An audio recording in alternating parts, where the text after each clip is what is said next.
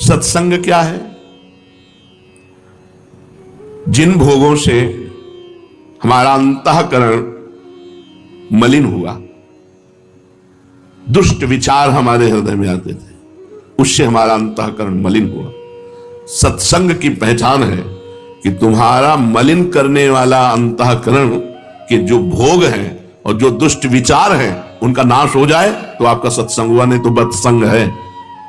सत्संग नहीं हुआ वो बतसंग है, वो केवल बातें हैं। जिस वाणी के श्रवण से अंतःकरण मलिन करने वाले जो विषय भोग हैं, गंदे भोग हैं, उनका त्याग हो जाए, दुष्ट विचारों का त्याग हो जाए, तो जानो सत्संग हुआ है। अगर ये नहीं तो फिर सत्संग नहीं हुआ। विषय और भगवान, एक तरफ भगवान एक तरफ विषय। माया का प्रभाव, भगवान का विस्मरण, विषय का स्मरण। सत्संग का प्रभाव, विषयों का विस्मरण और भगवान का स्मरण। हमारा प्रभु के साथ सत संबंध है, उसी में स्थित हो जाना सत्संग है। मैं भगवान का, भगवान मेरे। सत्संग का फल क्या है? अंतःकरण को बिगाड़ने वाले भोगों का त्याग, दुष्ट विचारों का त्याग और भगवान से अपनापन हो जाना। मैं भगवान का, भगवान मेरे। सत्संग का स्वरूप क्या है? इसके दो स्वरूप हैं। एक जो अंतःकरण की शुद्धि में कारण बनकर मोक्ष की प्राप्ति में साधन रूप होता है, यह उपदेश से होता है। एक सत्संग हुआ, उपदेश दे दिया, अब उसको अपने आचरण में उतारो और उतार कर भगवत प्राप्ति करो। और एक होता है संत संग, वो हुआ सत्संग उपदेश का। अब एक होता है संत संग, जैसे बच्चा मां के पास रहता है, उसको उपदेश से मतलब नहीं है, वो केवल मां को देखता है, मां के पवाए पाता है, मां के सुलाए सोता है, मां के जगाए जगता है। मां की तरह किसी संत के भरोसे आश्रय में जो पल रहे हैं, इनको किसी साधन पक्ष को लेकर के मोक्ष पदवी नहीं है, ये संग के प्रभाव से वहां पहुंच जाएंगे। दो प्रकार का सत्संग, एक वाणी के द्वारा उपदेश दे करके अंतःकरण को शुद्ध बनाकर मोक्ष पदवी प्रदान करना, और एक समीपता, आठों पहरों संत की आज्ञा में उनके समीप, उनके बच्चे की तरह, उनको साधना से कोई मतलब नहीं, उनको जो आज्ञा हुई बस वही कर रहे हैं, उनके समीप हैं। ये साधन पक्ष के नहीं, ये शरणागत पक्ष के हैं। ये स्वाभाविक भगवत प्राप्ति हो जाएगी। जैसे पिता की संपत्ति पर पुत्र का अधिकार, ऐसे स्वाभाविक हो जाता है। दूसरे की विशेष महिमा है इनमें, पहले की अपेक्षा दूसरे की विशेष महिमा है। उपदेश सुनकर उसके अनुसार चलकर मोक्ष पदवी प्राप्त करना और अपने को सर्वतोभावेन किसी संत के हाथ बेच देना, अधीन हो जाना। तो कह रहे पहले की अपेक्षा दूसरा विशेष है, किसी संत के अधीन हो जाना। ये बहुत बड़ी बात है। सत्संग अगर ना मिले तो क्या करें? बड़े सौभाग्यशाली हैं जिनको सत्संग मिलता है। सुतदारा धन लक्ष्मी पापियों के घर होए, संत समागम हरि कथा तुलसी दुर्लभ। ये साधारण बात नहीं जो बैठ करके आप भगवत चर्चा सुनते हैं। ये बड़े अहोभाग्य, भगवान की बड़ी कृपा की रोज हमें भगवत चर्चा कथन श्रवण का सौभाग्य मिलता है। यदि सत्संग ना मिले तो क्या करें? बड़ा संभव समस्या आ गई। अब भगवान नाम के बिना जीवन अधूरा है, भजन ही है, और भजन न हो संग बिनु, और भजन बिना नहीं प्रेम, भजन बिना प्रेम नहीं, और साधु संग के बिना भजन नहीं। तो ग्रंथों का आश्रय ले। दूसरा उपाय है कि जैसे हम भागवत पढ़ रहे तो व्यास देव जी, सुखदेव जी इनका संग कर रहे, हम गीता जी पढ़ रहे तो भगवान का संग कर रहे हैं, हम कोई वाणी पढ़ रहे हैं संत की तो उन संत का संग कर रहे हैं, ग्रंथों का सहारा लें। वैसे तो प्रगट बात है, लेकिन जिनको प्रगट में संत संग ना मिले तो फिर ग्रंथों का सहारा लें। खूब ध्यान पूर्वक ग्रंथों को पढ़ें, उसके अनुसार चलें। अगर कोई ग्रंथ के उपदेश से या संत के उपदेश से नाम का ही जप करने लगे और नाम का ही ध्यान करने लगे, फिर आगे चलकर उसको किसी की जरूरत नहीं। वो नाम ही उसको सही रास्ता बताता जाएगा, नाम ही उसके गलत आचरण मिटाता जाएगा और नाम ही भगवत प्राप्ति करा देगा। नाम में रुचि होने तक जरूरी है शास्त्र और संत। जिसकी नाम में रुचि का मतलब होता है जी नहीं सकता बिना नाम के, अब उसके लिए कोई जरूरत नहीं, कोई मिले या ना मिले, क्योंकि जो संत संग का फल है उसे मिल गया। सब साधन कर यह फल सुंदर, प्रभुपद पंकज प्रीति निरंतर। निरंतर भगवान में स्थिति है चिंतन के द्वारा, तो अब वो खुद महापुरुष हो गया है। अब उसे किसी मार्गदर्शक की आवश्यकता नहीं, क्योंकि नाम भगवान विराजमान है उसके हृदय में। कुसंग क्या है? जिस व्यक्ति के संग से नाम छूट जाए, बुरे आचरण अच्छे लगने लगे, बुरे आचरणों में प्रवृत्ति होने लगे, भगवान का भजन छूट जाए, वो व्यक्ति, वो वातावरण, वो परिस्थिति, वो वस्तु, वो विचार, इन सबको त्याग दे। जिस व्यक्ति वातावरण, परिस्थिति, वस्तु, विचार के संग से भगवान का चिंतन छूट जाए, बुराई अच्छी लगने लगे, उसी का नाम कुसंग है। जाके संग कुमति मति उपजय, करत भजन में भंग, तजोरे मन हरि विमुखन को संग। दो बातें बताई, कुमति मति उपजय बुरे भाव और भजन का भंग हो जाना। जो अभंग भजन चाहिए निरंतर, वो रुक जाना। भजन छूट गया और गंदे विचार आ गए, किसी वस्तु के खाने से या किसी वातावरण से या किसी व्यक्ति से या किसी परिस्थिति से, वो सब कुसंग है। वो व्यक्ति, वस्तु, परिस्थिति, विचार, वो सब कुसंग है जिसके संग से भजन छूट जाए और भोग अच्छे लगने लगे। भगवान की ओर से चित्त वृत्ति हटे जिसके संग से, भोग विषयों में रुचि बढ़े जिसके संग से, वो कुसंग है। यही पहचान है कुसंग की। पहचान है भोगों में रुचि बढ़े और भगवान से चित्त वृत्ति हटे, कुसंग हो गया।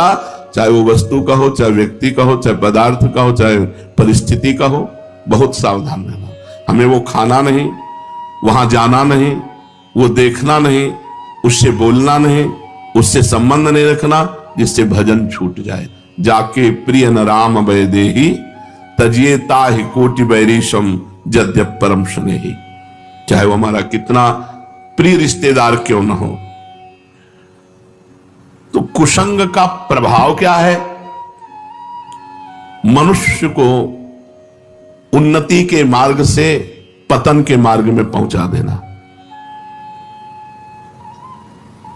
संग के अनुसार मन बनता है और मन से आचरण होते हैं। तो जब कुसंग होता है तो मन गंदा हो जाता है, फिर मन गंदे विचार प्रकट करता है, फिर गंदे आचरण बनते हैं, दुर्गति हो जाती है। कुसंग का सीधा फल है दुर्गति। इसलिए मनुष्य को कभी नीच का संग नहीं करना चाहिए। नीच माने पतन मार्ग वाले। जो पतित गंदी बातें करे, प्रपंच की बातें करे, भोग की बातें करे, भगवान से विमुख होने की बात करे, वो चाहे कोई भी हो, दूर से ही उसका संग त्याग कर देना चाहिए। साधु और असाधु में अंतर क्या है? बहुत बड़ा अंतर है। असाधु के संग से मोह बढ़ेगा और साधु के संग से ज्ञान बढ़ेगा। असाधु के संग से भोग बुद्धि बढ़ेगी और साधु के संग से योग बुद्धि बढ़ेगी। भगवान में योग। महात्माओं का समागम भगवान से मिलाता है और जो असाधु है, दुरात्मा है, ये नरक पहुंचाते हैं। क्योंकि नरक के 3 द्वार हैं, काम, क्रोध और लोभ। कामा, क्रोधा तथा लोभा तस्मादेत त्रयम त्यजेत। भगवान ने कहा 3 नरक के द्वार हैं।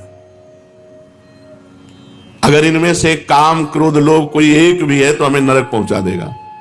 तो वैसे तो हमारे अंदर है ही, अगर कुसंग हो गया तो और बढ़ जाएगा। त्रिविधम नरकस्येदम द्वारम नाशन मात्मना कामः क्रोधा तथा लोभा तस्मादेत त्रयम त्यजेत। ये आत्मा का नाश करने वाले 3 भाव हैं, काम, क्रोध, लोभ। और ये नीच पुरुषों के संग से, दुष्संग से इनकी वृद्धि होती है और ये क्रियात्मक होते हैं और हमें नरकगामी होना पड़ता है। सत्संग की जीवन में कितनी आवश्यकता है? जैसे जीने के लिए श्वास की आवश्यकता है, ऐसे हमारे जीवन के लिए सत्संग की आवश्यकता है। सत्संग नहीं मिला, 2 मिनट में ऐसी वृत्ति हुई, गंदा काम किया, आजीवन जेल, आजीवन जेल। बस 2 मिनट संभालना था बुद्धि को, नहीं संभाल पाए और ऐसा कृत्य हो गया, ऐसे आचरण हो गए कि थू थू और संसार में चले गए। ऐसा क्यों हुआ? क्योंकि सत्संग से रहित बुद्धि है। जीवन में जैसे जीने के लिए हमें श्वास की जरूरत है, ऐसे ही हमें सत्संग की जरूरत है। सत्संग की बिना सत्संग के मनुष्य पशु है, राक्षस है, जो मन में आया सो कर रहा है। जिसके जीवन में सत्संग नहीं है उसका जीवन अधूरा जीवन है। जैसे हम श्वास के बिना जीवित नहीं रह सकते, ऐसे हम सत्संग के बिना परम पवित्र जीवन नहीं धारण कर सकते। चाहे वो जितनी अवस्था हो जाए, हमारी दुर्वासनाएं सत्संग से ही नष्ट होती हैं। संतों का मिलना या उनके पास जाना, ये प्रारब्ध भाग्य की बात है या कृपा की? हमारे भाग्य बड़े थे तो हमें संत मिले, या भगवान की कृपा हो गई? संसार में आना जाना, मिलना बिछुड़ना, ये सब प्रारब्ध के अनुसार होता है, भाग्य के अनुसार। लेकिन भगवान के प्रेमी संतों का मिलन केवल भगवान की कृपा से होता है, भाग्य से नहीं होता। बिनु हरि कृपा मिले नहीं संत, केवल भगवान की कृपा से होता है। भगवान जिसे अपनाना चाहते हैं उसे संत समागम देते हैं। मतलब भगवान ने हमें स्वीकार कर लिया, हमें सत्संग मिलता है, ये प्रमाण है। भगवान जिसे अपनाना चाहते हैं उसे कृपा करके संत समागम देते हैं, और जिसे भटकाना चाहते हैं उसे कुसंग दे देते हैं। बड़ा दुर्भाग्य जिनको संत संग नहीं मिला, कुसंग में भटक रहे। ऐसे लाखों लोग हैं जो संत संग से सुधर गए, सुधर रहे हैं और सुधरेंगे। और ऐसे लाखों लोग हैं जो कुसंग से नष्ट हो गए। कुसंग सर्वथा त्याज्य, संत संग भगवान की कृपा से। कभी कभी वेशधारी से भी कुसंग हो जाता है, अगर वो सच्चा संत ना हुआ तो बहुत गड़बड़ हो जाता है। हमें लगता है संत है, तो जब हम देखते हैं तो काम क्रोध के गुलाम वेश संत का, वो मान मर्यादा सब भंग हो जाती है। जब भगवान द्रवित होते हैं, भगवान कृपा करते हैं, तब सच्चे संत का संग प्राप्त होता है। जब भक्त भगवान को प्राप्त हो जाता है तो भगवान के समान हो जाता है। फिर जो भगवान कर सकते हैं वो क्यों भक्त क्यों नहीं कर सकता? बड़ा सूक्ष्म विषय कि अब तस्मित तज्जने भेदा भावात, भगवान और भक्त में अभेद स्थिति होती है। वो भगवान का स्वरूप हो जाता है, ब्रह्मविद ब्रह्म भवति, फिर वो भगवान के समान है। वो जल में डूबे तो डूबेगा नहीं, भगवान को जल थोड़ी डुबा सकता है, अग्नि जला नहीं सकती, वायु सुखा नहीं सकता, कुछ भी कुछ, वो भगवान है। जब वो भगवान बन गया तो ऐसा हो जाना चाहिए, ऐसा क्यों नहीं? भक्त और भगवान में भाव से अभेद होता है, कलेवर से नहीं। बड़ा सुंदर विषय बताया कि अगर तुम भगवान के समान हो तो ऐसा कर दो। वो भाव देखो, तरंग और समुद्र दो नहीं है। समुद्र में वायु विकार हुआ तो तरंगायमान हो गया। दो ना होते हुए भी समुद्र से अनंत तरंगें उत्पन्न हो सकती है, लेकिन तरंग से समुद्र नहीं। समुद्र और तरंग एक ही है। वायु विकार हटा तो आप तरंग नहीं कर सकते, वो समुद्र ही है। तो ब्रह्मविद ब्रह्म ही भवति, जो ब्रह्म को जान गया वो ब्रह्म हो जाता है। जानत तुम्हें तुम्हें हो जाए, पर वो ऐसे हो जाता है कि तरंग समुद्र में लहर आनंदित हो रही है, वही समुद्र ही तरंग है। पर समुद्र ऐसी अनंत तरंगें प्रकट कर सकता है, पर तरंग समुद्र नहीं प्रकट कर सकती। इतना अंतर बना रहेगा। सिद्ध पुरुष हो गया है, साक्षात भगवान हो गया है, पर वो उत्पत्तिम च विनाशम च, ये उत्पत्ति और विनाश की लीला उसके हाथ में नहीं। भूता नामा गतिम अगतिम, भूतों की गति और अगति, विद्याम अविद्यारम सष्टारो, विद्या और अविद्या ये केवल भगवान के हाथ में, दूसरे के हाथ में नहीं। उत्पत्ति, विनाश, गति, दुर्गति, भाव और अभाव, उभाव, ये उन्हीं के द्वारा। भगवान का स्वरूप भक्त हो गया, लेकिन कलेवर से नहीं, भाव से, सामर्थ्य से नहीं, भाव से। ऐसे अनंत भक्त भगवान की भाव तरंगे हैं, लेकिन जो भगवान है वो अद्वितीय। भगवान तो भगवान ही है, ऐसा दूसरा कोई नहीं कर सकता जैसा भगवान कर सकते हैं। भगवान और भक्त भाव में अभेद है, लेकिन सामर्थ्य में नहीं, शरीर में नहीं, क्रिया में नहीं। सिद्ध भक्त है, गिरिराज जी उठा लेगा। पक्का सिद्ध भक्त है, भगवान का निज जन है, भगवान को प्राप्त हो गया, तो गिरिराज जी थोड़ी उठा लेगा। गिरिराज जी की दंडवती करेगा, गिरिराज जी की परिक्रमा करेगा, गिरिराज जी नहीं उठा सकता, वो तो श्री कृष्ण ही उठाएंगे। तो कहते भक्त भगवान में तन्मय होकर श्री कृष्णमय हो गया है, तो भाव में हो गया, शरीर से नहीं, क्यों गिरिराज जी उठा लेगा। आज तक कोई संत ऐसा हुआ?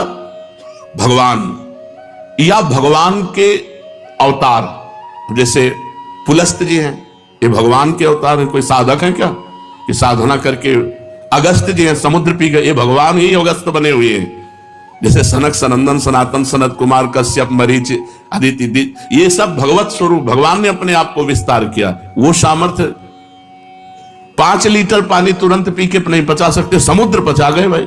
तो अगस्त भगवान है वो। हम लोग भगवान की तरंगे हैं। माया विकार नष्ट होने पर भगवत स्वरूप ही है, पर सामर्थ्य नहीं है ऐसी। भगवान की जैसी सामर्थ्य वैसी सामर्थ्य, इसीलिए चराचर जगत के ऋषि मुनि महात्मा सब सर झुकाए भगवत स्वरूप होकर भी भगवान की जय बोलते हैं। अब निश्चित भगवत प्राप्ति हो जाएगी, क्योंकि अब मुझ भाव भरोस हनुमंता, बिनु हरि कृपा मिले नहीं संता, जो प्रभु मोहि अनुग्रह कीन्हा, तो तुम्हारे दर्श देना। अब निश्चित भगवत प्राप्ति होनी है, क्योंकि संत समागम मिल गया। सच्चे महात्मा का दर्शन, स्पर्श, श्रवण, उनके समीप कुछ क्षण निवास करना, बैठना, उनका एकांत में स्मरण करना, अमोघस्य निश्चित भगवत प्राप्ति करा देगा। संत दर्शन, संत संभाषण, संत सहवास, संत स्मरण एकांत में निश्चित भगवत प्राप्ति करा देगा। ना पहचानने पर भी केवल दर्शन के फल स्वरूप से मनुष्य के सारे पाप नष्ट हो जाते हैं। संत दरस जिम पातक टरई, आप जानते नहीं सच्चे महापुरुष, लेकिन देख लिया तो उनके देखने मात्र से आपके पाप नष्ट हो जाएंगे, अज्ञान का नाश हो जाएगा, और भगवत प्राप्ति का राह, जो भगवत प्राप्ति का मार्ग है, वो पुष्ट होने लगेगा अनजाने में। और कहीं जानकर श्रद्धा पूर्वक तब तो क्या कहना है। तो आप बताइए, क्या संत दर्शन का फल है पाप नष्ट हो जाना? संत दर्शन का फल है संत बन जाना। सही माने में संत दर्शन का फल है संत बन जाना। बाहर से भले संत ना बने, लेकिन अंदर से वो संत बन जाता है। अनजाने में यदि किसी को संत समागम मिल जाए, तो संत के प्रभाव से उसके पाप नष्ट हो जाएंगे, अवगुण नष्ट हो जाएंगे, और उनमें संतों के गुण प्रकाशित हो जाएंगे। संतों के गुण प्रकाशित हो जाएंगे। संत के अंदर जो भागवतिक परमाणु होते हैं, वो दर्शन करने वाले, स्पर्श करने वाले, संभाषण करने वाले, जो संत से बातचीत कर ले तो उसके भजन का उस दिन का छठा हिस्सा उसे मिल जाता है, बातचीत करने वाले को। ये हमने सिद्ध महापुरुष से सुना है कि अगर संत तुमसे बातचीत कर ले तो उस दिन का, एक दिन का भजन का छठा हिस्सा तुम्हें प्राप्त हो जाएगा।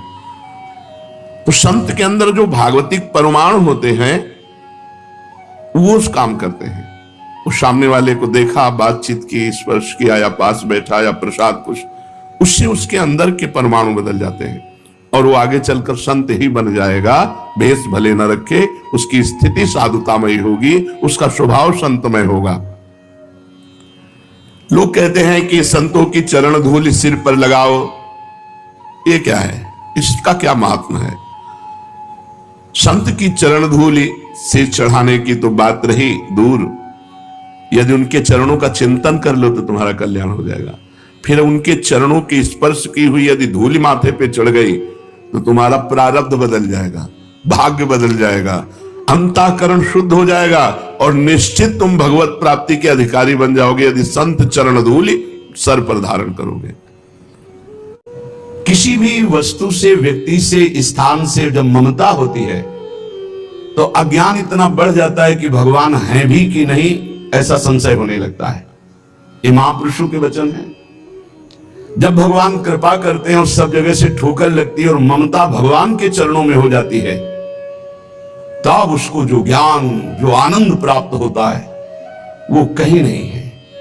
जैसे हम स्वप्न में बाजार देखते हैं, मित्र देखते हैं, शत्रु देखते हैं, अच्छा देखते हैं, बुरा देखते हैं, लेकिन जब जगते हैं तो सब झूठा होता है। ऐसे ही उमा कहो मैं अनुभव अपना, सत हरि भजन जगत सब सपना।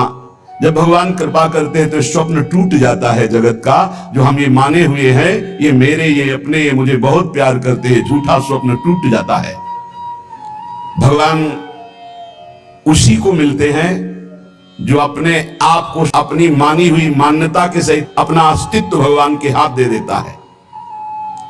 भगवान ऐसे उपासक को अपने आप को दे देते हैं, सौदा पक्का, आप अपने आप को दे दीजिए, कुछ न रहे आपका, तो भगवान अपने आप को दे देंगे। अहम भक्त पराधीनो असुतंत्र इव दीजिए, मैं भक्तों के हाथ बिका हुआ दास हूं। भगवान कहते मैं हूं भक्तन को दास, भगत मेरे मुकुट मणि।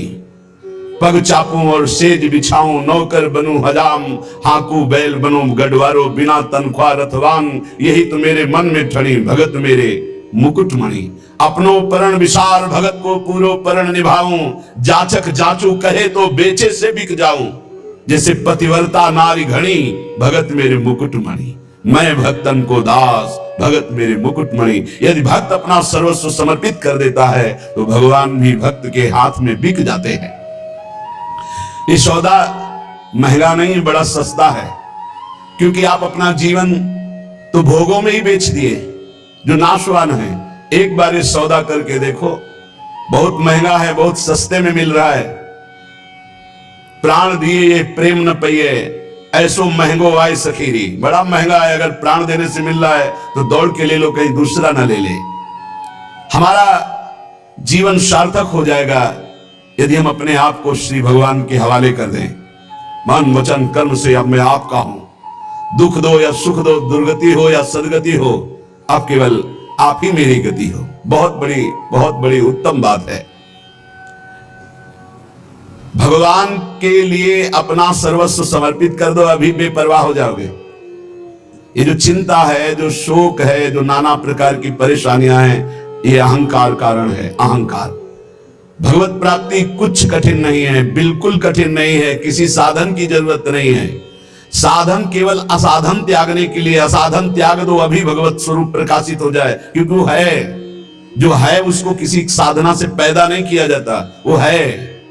साधन से असाधन का नाश हुआ, मन शांत और निर्मल हुआ, भगवत साक्षात्कार हो गया। पर एकमात्र समर्पण इसमें काम करता है, मन वचन कर्म से समर्पण। एक पद महापुरुषों ने गाया कि हरि मेरा सर्वस्व आपको समर्पित है, मेरी गति तुम ही, अनेक तोष पाऊं। बहुत जोर की बात है, बड़े महापुरुष का पद है, श्री सूरदास मदन मोहन जी महाराज। अगर हमने अपने प्रभु को सर्वस्व समर्पण कर दिया तो अनेक तोष पाऊं, अनेक प्रकार से अपने भक्त का सुख। भगवान का एक नाम है भक्त जन मन रंजन, अपने भक्त के मन को अपार आनंद देने वाले बन जाते हैं। प्रायः लोग डिप्रेशन के शिकार होते चले जा रहे हैं। क्यों? कल भी यह बहुत परेशान है। डिप्रेशन है कि आप समझिए पहले, व्यर्थ का चिंतन, व्यर्थ की कल्पना, व्यर्थ का भय, व्यर्थ की घबराहट, कहीं ऐसा न हो जाए, कहीं ऐसा न हो जाए। क्यों ऐसा हो रहा है? पाप कर्म किए हैं, पाप कर्म किए हैं, अब उनके दंड का समय आ रहा है। तो सबसे पहले बुरी दशा आने के पहले बुद्धि बदली जाती है। जेहिका विधना दारुण दुख दीन, तेहिके मति पहले हरिलीन। सिद्धांत को समझो। और व्यर्थ की कल्पना, अगर उसी समय ये बात आने लगे पॉजिटिव, क्या होगा? भगवान मंगल करेंगे, अभी डिप्रेशन खत्म होना शुरू हो जाए।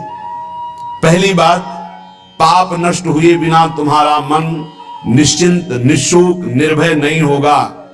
प्यारे, दवाइयों से समय काट सकते हो, लेकिन पूर्ण स्वस्थ नहीं हो सकते। पूर्ण स्वस्थ तब होगे जब आपका मन निर्मल होगा, मन शांत होगा, मन पॉजिटिव चिंतन करेगा, सकारात्मक चिंतन करेगा। और वो तब होगा जब आप नाम जप करोगे, जब भगवान का भरोसा ले लोगे। तो बड़ी से बड़ी विपत्ति में भी अब क्या होगा?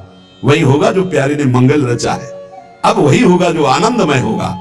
मेरी गति तुम ही अनेक तोष पाऊं, चरण कमल नख मणि पर विषय सुख बहाऊं। घर घर जो डोलों तो हरि तुम्हें लजाऊं, मेरी गति तुम ही अनेक तोष पाऊं। आपके श्री चरण कमल नखमणि का साक्षात्कार करने के लिए समस्त विषयों को बहा दिया, त्याग दिया। हे नाथ, मेरी गति आप ही हो। और मैं देख रहा हूं कि अनेक प्रकार से आप पोषण करते हो। यदि मैं आपका भरोसा छोड़कर औरों को आगे हाथ फैलाऊं, घर घर भटकूं, तो लज्जा है, धिक्कार है हमारी शरणागति पर। हे, इन बातों को समझो। अगर आप प्रभु की सिवा किसी के आगे ऐसे करते हैं तो धिक्कार है शरणागति को तुम्हारी। अन्य आश्रय भी बना हुआ है। घर घर जो डोलो तो हरि तुम्हें लजाऊं, तुम्हारो कहाए कहो कौन को कहाऊं। तुमसे प्रभु छाड़ी कहा दीनन को ध्याऊं। इतने बड़े प्रभु का कहलाकर अब किसी के आगे हाथ फैलाऊं? आप प्रभु के आश्रित हैं। प्रभु को छोड़कर किसी और के आगे, जो खुद विषयों का गुलाम है, खुद जो नाना प्रकार के भोगों की मार से परास्त है, उसके आगे आप हाथ फैला रहे हो। धिक्कार है। तुम भगवान के कैसे दास हो, कैसे भगवान के भक्त हो? तुमसे प्रभु छाड़ी कहा दीनन को ध्याऊं, मेरी गति तुम ही अनेक तोष पाऊं। महारानी जो, प्रभु जो, वो देख रहे हैं। तुम्हें ऐसे किसी से कहने की जरूरत नहीं। विश्वास करो, थोड़ा धैर्य रखो। 12 बजे पाते हो, 2 बज सकते हैं, लेकिन धैर्य रखो। 2 बजे ऐसा मिलेगा जो 12 बजे कभी नहीं पाया है। विश्वास करो, धैर्य रखो, टूटो मत। तुम्हारो कहाए कहो कौन को कहाऊं, तुमसे प्रभु छाड़ी कहा दीनन को ध्याऊं। ए बाबूजी, ऐसा कार्य कर दो। इससे अच्छा है भूख प्यास छोड़ करके और प्राण त्याग दो। अगर ये कहना पड़े हरि से अलग किसी से, और हरि से भी क्यों, हरि से भी क्यों, तुम्हारी गरज हो तो करो, तुम्हारी गरज हो तो करो। क्यों गरज है? तुम्हारी गरज है, कोई हमारी गरज है? हम आपके हैं, जैसे चाहो वैसे करो। तुमसे प्रभु छाड़ी कहा दीनन को ध्याऊं। हो सकता है वो अमुक भगत काम कर दे। प्रभु अखिल कोटि ब्रह्मांडों की ईश्वर, यदि उनसे काम नहीं बनता तो किसी से नहीं बनेगा, और उन्हीं से बनेगा तो बनेगा, नहीं तो भरपूर बिगड़े, किसी और का भरोसा नहीं। बिल्कुल ये सिद्धांत हृदय में रख लो तो जीवन भी मंगलमय हो जाएगा, भगवत प्राप्ति भी हो जाएगी। हम कदम कदम पे देख रहे हैं, कदम कदम पे। मांगना शब्द नहीं है, और जो जैसे प्रभु हमारा विधान बनाते हुए वैसे हमें जीना है। हमारा परमार्थ भगवत प्रसन्नता के लिए, अर्थ के लिए नहीं, व्यवस्था के लिए नहीं। मानो हमारी कोई व्यवस्था नहीं होगी तो 50-100 निकलो, 4 गांव में जाओ, रोटी मांग के लाओ, सब बैठ करके नमक रोटी खाओ, राधा गुणगान करो। अरे बिजली नहीं रहेगी तो दीपक से सत्संग हो जाएगा, माइक नहीं रहेगा तो इतना आवाज में दम दे देंगे श्री जी की आप तक आवाज पहुंच जाएगी। और जो होना है वो पक्का होना है। हम आशा क्यों करें भोगों की, धन की, भोगी पुरुषों की? आशा भोगी आस नहीं, नहीं। आशा ही परमम दुखम, नैराश्यम परमम सुखम। इधर से निराशा, आशा है केवल स्वामिनी जी से, आशा है केवल स्वामिनी जी से। वो भी स्वामिनी जी से कुछ लेने के लिए नहीं, स्वामिनी जी को सुख देने के लिए। आशा से दास्यम ब्रह्मानुजायास, केवल एक आशा कि मैं आपकी दासी बनूं, मैं आपको सुख पहुंचाऊं। शीश तुम्हें नाय कहो कौन को नवाऊं, कंचन उर हार छाड़ी काच क्यों बनाऊं। मणिगण पुंज ब्रजपति छाड़त हित हरिवंश कर गई कंचू। प्रभु को छोड़कर संसारी पुरुष का आश्रय कभी नहीं। एक बार सदगुरुदेव भगवान के पास एक आए, बैठे, थोड़ी देर चर्चा हुई, फिर उन्होंने कार्ड निकाला। तो ये क्या है? पुलिस में नंबर है, कभी आपको कोई जरूरत हो तो फोन करवा दे। हाँ, जब से बचपन से बाबा जी बने आज तक तुम्हारे नंबर से ही काम चलता रहा। एकदम ले चलो हम श्री जी से बात करेंगे कि तेरे से बात करेंगे? चल, जरूरत हमें क्या है? जरूरत ना पड़े इसी बात के लिए तो बाबा जी बने पड़े। हमारी कोई जरूरत नहीं, आपको जरूरत हो तो करो। जाहि ना चाहिए कबों कछु, हमें नहीं चाहिए। हम तो उसी में राजी हैं जिसमें आप राजी हो। जैसे रखोगे वैसे, ज्यो ज्यो राखत हो त्यों त्यों रहियत हो हरि। भगवत शरणागत चाहे गृहस्थ हो चाहे विरक्त, अन्य आश्रय नहीं, भगवत आश्रय। शीश तुम्हें नाय कहो कौन को नवाऊं, कंचन उरहार छाड़ी काच क्यों बनाऊं।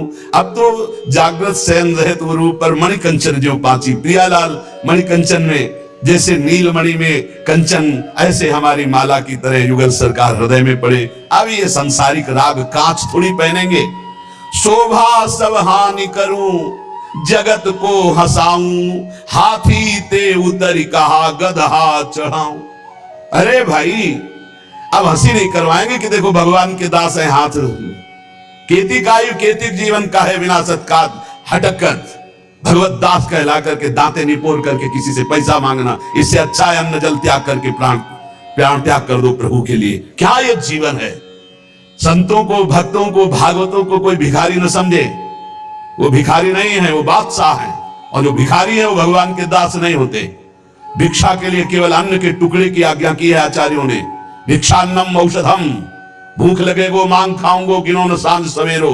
अगर धैर्य नहीं है तो ये सिद्धांत, और धैर्य है तो आकाश वृत्ति लेकर बैठ जाओ। वो तुम्हारे प्राणों का जब पोषण करना होगा तब भेज देंगे, और प्रणाम करके हाथ जोड़ के विनय करके तुम्हें पवा जाएंगे।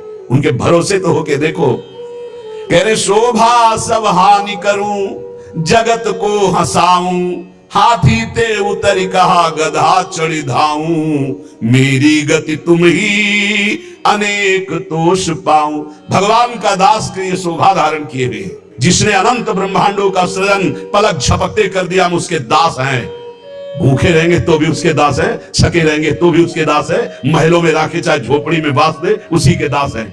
हम लोगों की ट्रेनिंग इसी बात की होती है, कभी घी घना, कभी मुट्ठी भर चना, और कभी वो भी ना बना तो भी जय हो वाह वाह। हमें क्या कहा जाता है? वाह वाह वाह वाह, तुम्हारा जीवन वाह वाह, हर कदम हमारा आगे बढ़ेगा, वाह वाह आगे बढ़ेगा। अब हाथी ते उतर के गधा में तो चढ़ना शोभा नहीं देगा। अर्थात भगवत शरणागति स्वीकार करके और जन जन से मांगना, जो मांगे सो बिल्कुल समझो भिक्षुक है। भक्त न सुने कभी भिखारी, ये बहुत घटिया बात है जो बाबा जी होकर के रुपया मांगता घूमे। बिल्कुल घटिया बात है, और ये भगवान की शरणागति पर कलंक है। और ऐसे कभी भक्त होते ही नहीं, और हमें लगता है ऐसों को बढ़ावा देना भी नहीं चाहिए, नहीं देना चाहिए। जो रुपये से अपनी वासना का पोषण करे और भगवान के नाम पर कलंक, दासत्व का कलंक धारण करे, नहीं। ये हमारे शास्त्र सिद्धांत गरज कर कहते हैं। अरे घुटने टेके, हमने देखा है महापुरुषों को देखा है। एक गरीब किसान अगर 10 रुपया निकाल के देता है, हाँ ऐसे आराम से रख लिया, और वही 18 लाख रुपए आकर के दे रहा सामने रख, उठा, नहीं सरकार आपकी सेवा, क्यों तुम्हारे बाप के नौकर सेवा में लगा दे, उठा चल। क्यों? उसको क्यों देखा? क्योंकि वो अहंकार से दे रहा है कि हम बड़े धनी, और वो गरीब बड़े दैन्यता से दे रहा है, मालिक हम तो देने लायक नहीं, गरीब आदमी 10। वो उठा करके बड़ी प्रशंसा करते हुए और उसको रखते, और एक वही बड़ी धनराशि देता है, अपमानित करके हटा देते। चलो कैसे समझा जाए? दुर्योधन कह रहा है आओ दुशासन के महल में, देवराज इंद्र को भी जो भोग दुर्लभ है वो है। मानो भगवान को कह रहा है कि आओ, जो तुमने नहीं पाया होगा वो पाएंगे। वहां से चले आते हैं, देखते भी नहीं, और विदुरानी के हाथ के केले के छिलके पाते हैं। जैसा मेरे स्वामी का स्वभाव, वैसा सेवक का भी स्वभाव होता है, वैसे उनके संतों का और भक्तों का स्वभाव होता है। वो कभी वैभव पर झुकने वाले या बिकने वाले नहीं होते हैं। शोभा सब हानि करूं जगत को हंसाऊं, हाथी ते उतर कहा गदहा चढ़ी धाऊं। एक जगह है जहां ये पश्चाताप होना चाहिए कि मेरे पास वो कुछ नहीं है जिससे मैं इनको लुभायमान कर सकूं। वो है संत, वो भगवान के जन, जिनके सामने जाकर तुम्हारा सब हेकड़ी धूल धूसरित हो जाए और लगे मैं इनको रिझाऊं कैसे, मेरे पास तो वो है ही नहीं जिससे रिझते हैं, ये लगना चाहिए। हाथी ते उतरी कहा गदहा चढ़ी धाऊं, नंबर ले लिया, उसको संभाल के रख लिया। क्यों? कब जब जरूरत पड़ेगी तो फोन करेंगे। करो फोन इनका, यमराज का फोन जब आएगा तो ये कोई फोन तुम्हारे काम नहीं करेंगे। अगर हरि का केवल नंबर रखा है, सेव है एक नंबर, एक ही नंबर सेव है, राधा राधा राधा, तो ठीक घंटी बजते ही उत्तर मिलेगा। और अगर सैकड़ों नंबर सेव है तो किशोरी जी जानती है इसको हमारी विशेष आवश्यकता है, इसके बहुत से नंबर है, देख लो मोबाइल वालों। आखिरी नंबर इन्हीं का लगता है, तो पहला जो इनका नंबर और आखिरी नंबर इन्हीं का रखेगा, पहला भी नंबर है और आखिरी भी इन्हीं से, आदि भी इन्हीं से, अंत भी इन्हीं से, तो मध्य भी इन्हीं का। जीवन मंगल में हो जाएगा। हमारी बात मान लो, हम जीवन भर के अनुभव की बात करते हैं। ऐसे अब तो बिगड़ा और भरोसा इनका तो ऐसा चट संभल के खड़ा हो गया, पूछो मत। कई ऐसी घटनाएं बड़ा सब व्यवहार का सिस्टम देखते हैं हम। किसी भी तरह का कोई प्रतिग्रह लेने की यहां आज्ञा नहीं है, किसी भी तरह का कोई प्रतिग्रह। और बड़े बड़े खर्चे का जब आता है तो देखते कैसे श्री जी करती, केवल श्री जी स्पष्ट दिखाई देता है। ये स्वामिनी, मैं इसको जानता भी नहीं कौन है, और रोकर घुटने टेक करके अपने आप व्यवस्था कर जाता है। तो शोभा सब हानि करूं, जगत को हंसाऊं, हाथी ते उतर कहा गदहा चढ़ धाऊं। जब वीर शिवाजी को पता चला कि जिन तुकाराम जी महाराज का ऐसा प्रताप है, उनके घर में खाने की भी व्यवस्था सही ढंग से नहीं, और ढेर लगा दिया अन्न के बोरे, घी के बड़े बड़े टीन, बूरा के बोरे, सब व्यवस्था। आप कीर्तन करके जब घर पधारे तो बोले ये सब क्या? बोले छत्रपति वीर शिवाजी ने सारी व्यवस्था की। पत्नी ने बताया, बोले इसी समय तुरंत घर से बाहर करो, सब एक भी दाना नहीं रखना। जबकि महाभागवत शिवाजी थे, एक भी दाना नहीं, हम केवल हरि के दिए जीते, हम किसी और के नहीं, हम केवल विठल के दिए जीते, ये नहीं, सब हटवा दिया। जो चक्की में थोड़ा पीछा गया था ना, वो तक हटवा नहीं, हम हरि के दिए जीते। अगर वैभव हरि देकर वैभव में रखना चाहते तो जय जय आपकी, आप हमें अगर आप फुटपाथ पे रखना चाहते हो तो जय जय। ये केवल प्रवचन नहीं, दोनों जीवन है। कुमकुम लेप छाड़ी काजर मुंह लाऊं, कामधेनु घर में तजी अजा क्यों दुहाऊं, मेरी गति तुम ही अनेक तोष पाऊं। यदि आपके सिवा किसी और की तरफ देखूं, आपकी तरफ देखने का मतलब है कुमकुम का लेप होना, और दूसरों की तरफ देखने का मतलब है काजर की लेप होना। आपसे प्राप्त करना मानो कामधेनु, और दूसरों से चाहना मानो बकरी का दूध। नहीं चाहिए, कामधेनु जब घर में है तो मुझे अजा का दूध नहीं चाहिए। कनक महल छाणी अब क्यों परन कुटी छाऊं, पायन जो पेलो प्रभु तो नत जाऊं। अब तो हर समय आपके चरणों के समीप रहते हैं, मानो हम महल में रहते हैं प्रिया प्रीतम के। अब हम पर्णकुटी क्यों छाए जब महल में हमें वास मिल गया। अब आप लात मारो तो भी आपको छोड़ने वाले नहीं। पाइन जो पेलो प्रभु तो न अनत जाऊं। आगे की बहुत बड़ी बात कह रहे, सूरदास मदन मोहन जन्म जन्म गाऊं, संतन की पनही को रक्षक कहाऊं, मेरी गति तुम ही अनेक तोष पाऊं। हे प्रभु, बार बार जन्म हो और आपका ही नाम जप करके आपकी लीलाओं का गायन कर व्यतीत हो, और आपके परम प्रेमी भक्त संतों की जूती का मैं रक्षक कहलाऊं। जहां उनकी जूती उतरे वहां मैं रखकर उनको साफ करूं और उनकी सुरक्षा करूं। संतन की पनही को रक्षक कहाऊं, मेरी गति तुम ही अनेक तोष पाऊं। एकमात्र अपने आराध्य देव का आश्रय, और आराध्य देव का आश्रय जब सदगुरु के द्वारा मिलता है तो एक खास बात होती है, उसमें संबंध पकड़ने वाली बात है, बड़े भाव का विषय है। अगर हमसे भजन नहीं भी हो रहा है तो हमारी भगवत प्राप्ति निश्चित है, यदि हमारा संबंध दृढ़ है। संबंध दृढ़, और संबंध दृढ़ है तो भजन हर श्वास होता है, किया नहीं जाता। जैसे शरीर से संबंध दृढ़ हो गया है तो शरीर का नाम कभी भजन करते हो ना कभी भूलते हैं, हर समय शरीर की स्मृति बनी रहती है। जितना भी व्यवहार होता है वो शरीर के लिए होता है, खान पान, देखना सुनना, भोगना कमाना, सब शरीर के लिए। संबंध, भगवान संबंध का बहुत सुंदर व्यवहार जो हमारा बनता है हृदय में, तो वैसे ही प्रभु निर्वाह करते हैं। हमारे संबंध के 5 भाव हैं, दास्य, सख्य, वात्सल, कांता, सहचर्य। शांत भाव तो समदर्शिता में ब्रह्म ज्ञान के अंदर भी रहता है, लेकिन जो सुखास्पद भाव है वो दास्य, सख्य, वात्सल्य, कांता और सहचरी। कांता गोपी भाव और सहचरी, इन भावों के द्वारा जो गुरुदेव हमें संबंध देते हैं उसमें दृढ़ रहना चाहिए। संबंध का निर्वाह प्रभु बहुत जोर से करते हैं। संबंध जो मिला है वो ठसक में बदल जाए। मैं प्यारी जू की सहचरी हूं, मैं प्रियाजू की प्रिय सहचरी हूं, ये ठसक बन जाए। जैसे अपने वृंदावनवासी राधा उपासी नित्य विहार रस के जो भजनानंदी जन है, चाहे वो गृहस्थ हो चाहे विरक्त, ठसक होनी चाहिए हमारे माई श्यामाजू को राज। मैं श्री जी की हूं, मैं प्यारी जू की हूं। सच्ची मानिए ये स्त्री पुरुष शरीर की पोशाक है, न तुम स्त्री हो न पुरुष हो, भगवत दिव्य अंश हो।